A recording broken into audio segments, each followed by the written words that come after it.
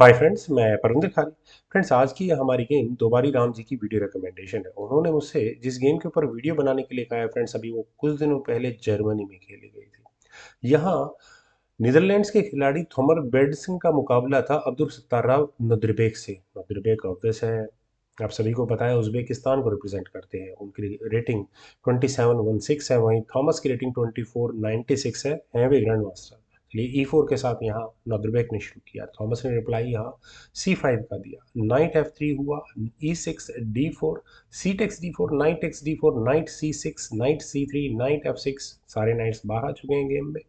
Bishop आया E2 square पर, bishop B4। कुछ देर के लिए यहाँ पर ये नाइट पिन हो चुका है। इसके बाद कैसल यहाँ नॉर्दरबैक का आया, bishop takes C3, B takes C3, और ऐसा करने के बाद यहाँ थॉमस को एक एक्स्ट्रा पॉन जीतने का मौका मिला नाइट टेक्स C4 के रूप में। लेकिन knight takes C6, D takes C6 होने के बाद मुझे ऐसा लगता है कि कनेक्शन की जा सकती थी।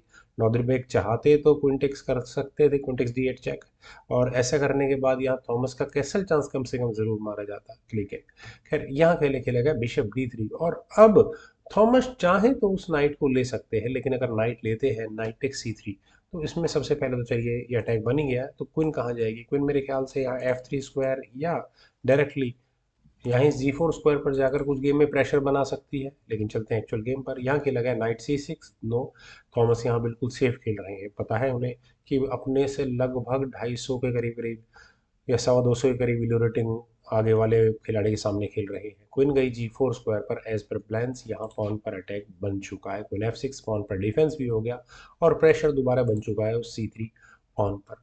बिशप आया G5 स्क्वायर पर, क्वीन पर अटैक बना। सारी स्ट्रेटेजी बिल्कुल सही।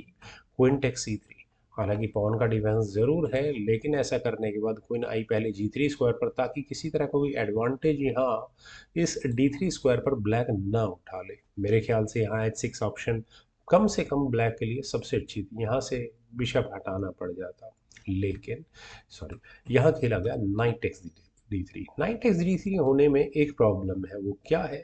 पहले आया है यहाँ रुक D8 स्क्वायर पर। नाइट कम से कम यहाँ पिन हो चुका है। किस तरह से?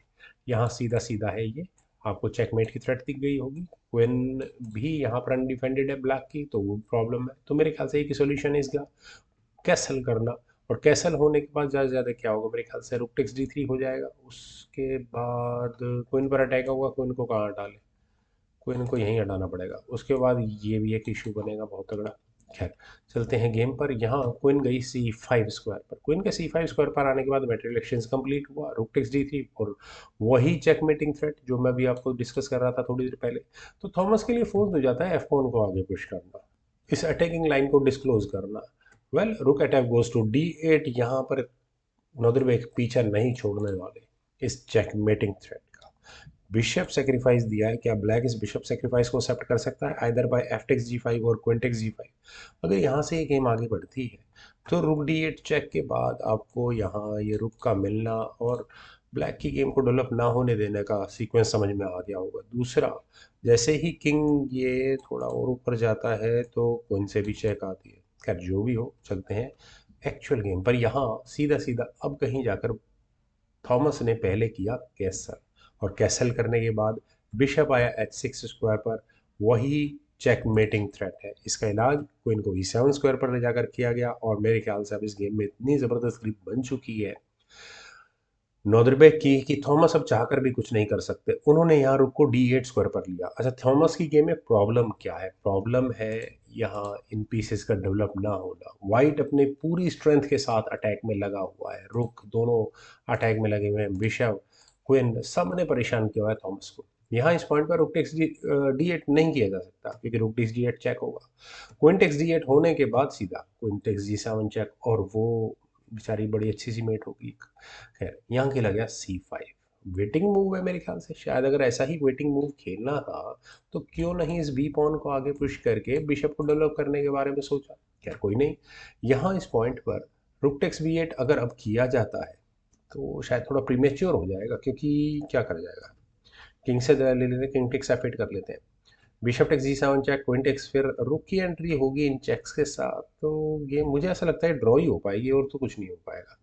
नहीं नहीं नहीं, ये तो बेकार का मूव है। अभी फिलहाल प्री मैच्योर हो जाएगा रुक एक्सचेंज करना। यहाँ पहले खेला गया H4। ये नौदरबेग का कमाल कम हो गया। पॉन पुश गेम की इनिशियल स्टेजेस में। B5 थोड़ा क्वेश्चनेबल है। H5 GE5 E5 किस लिए नहीं खेला, किस लिए खेला गया? क्वीन की एंट्री रोकनी वो भी जरूरी है। खैर बिशप टेक्स G7 काफी देर हो चुकी है। यहाँ ब्लैक ने अभी तक भी अपने बिशप को डेवलप नहीं किया है। Queen takes G7, rook takes F8 check के साथ किंग टेक्स F8 ही करना पड़ा। रुक D8 चेक, किंग E7 हो नहीं सकता, अदरवाइज क्वीन गंवानी पड़ जाएगी, तो किंग को F7 स्क्वायर पर ही जाना पड़ेगा। फिर आई एक और चेक अलग एंगल से क्वीन की। डिफेंस सी पॉन पुश नहीं हो सकता। अगर ऐसा किया जाता है तो क्वीन टेक्स B5 होगा, और क्वीन टेक्स B5 होने के बाद आपको ये चेकमेट या ओके सॉरी ये चेकमेट ही नजर आ गई होगी। ये तो क्लियर चेकमेट है, तो किंग को E6 स्क्वायर पर जाना होगा, then queen takes C4 check. King यहाँ से F5 जैसे स्क्वायर पर जाएगा, मतलब ब्लैक की पोजीशन यहाँ बिल्कुल खराब हो चुकी है। तो ब्लैक ने डिसाइड किया कि ठीक है, इनफ इज इनफ, मैं अपने किंग को ले जाता हूँ रुक पर अटैक बनाने के लिए E7 स्क्वायर पर। क्वीन D5 डिफेंस भी हो गया। और ऐसा करने के बाद मुझे लगता है ये अगले मूव में चेक, किंग जाएगा यहाँ F7 स्क्वायर पर, उसके बाद में रुक से चेक क्वीन है ना। नहीं, देखते हैं क्या होगा।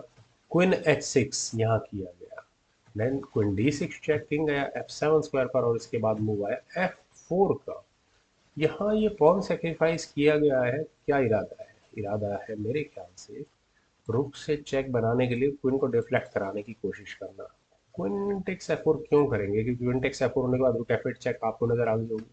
किंग G6 स्क्वायर पर ही जाएगा, queen E7 check, king H6, rook takes H6 walking king, and queen, king F5, rook takes F4 और रेजिग्नेशन, यही होगा इस गेम में। तो क्वीन टेक्स F4 तो हो नहीं सकता।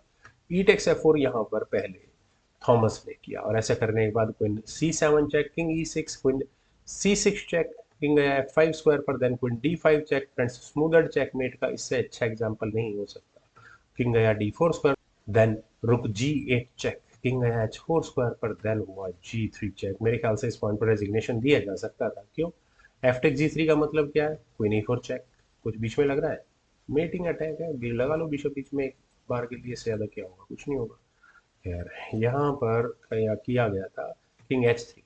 अभी ब्लैक का किंग जो थोड़ी देर पहले G8 स्क्वायर पर था, H3 स्क्वायर पर आकर से चेकमेट हुई, जब यहाँ अब्दुल सत्तार ने अपने क्वीन को G2 स्क्वायर पर प्लेस किया। And this is what I call one of the best example for smoother checkmate. Friends मुझे उम्मीद है ये शानदार गेम आप सभी लोगों को जरूर पसंद आई होगी। तो आप लोग इस वीडियो को लाइक करें, शेयर करें, और मेरे इस यूट्यूब चैनल चेस गुरु को प्लीज सब्सक्राइब जरूर करें। आपके कमेंट्स का मुझे बेहद इंतजार रहेगा। Thank you for watching and bye for now.